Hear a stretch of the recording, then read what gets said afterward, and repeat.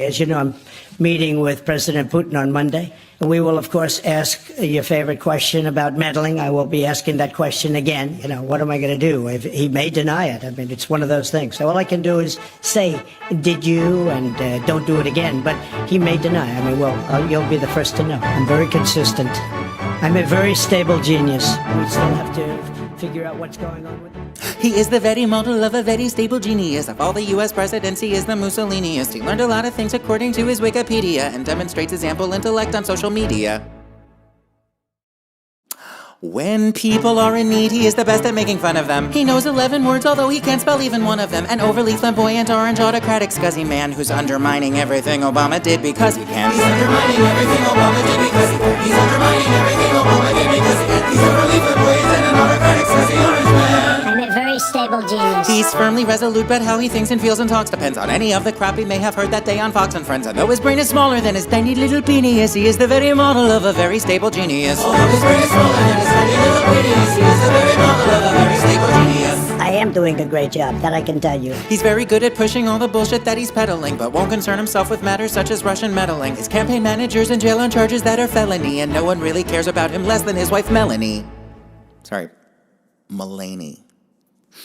He's really great with children when it comes to immigration. He thinks he's making progress with denuclearization. He's only hated from Seattle to the Carolinas and likes to greet his lady friends by grabbing their vaginas. He likes to greet his lady friends by grabbing their vaginas. He likes to greet his lady friends by grabbing their vaginas. He likes to greet his lady friends by grabbing their vaginas. Queen Elizabeth did not see that coming. He's certainly proficient at hijacking an election. At NATO, he is not afraid of not taking direction. Aside from all his ignorance, the chaos and the peenie is, he is the very model of a very stable genius. Aside from all his ignorance,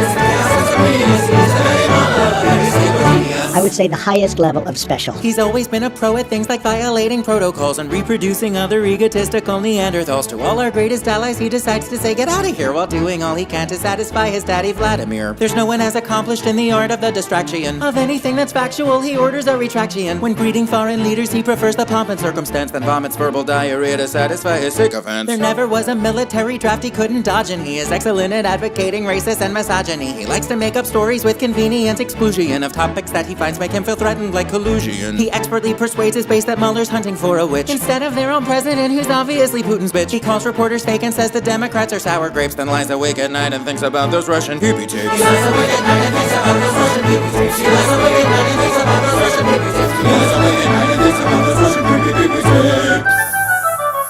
Oh, never has there been a stable genius as smart as he. And if you don't believe me, you can just ask Sarah Huckabee. And though his brain is smaller than his tiny little peenie, he is the very model of a very stable genius. Although his brain is smaller than his tiny little peenie, he is the very model of a very stable. I'm a very stable genius.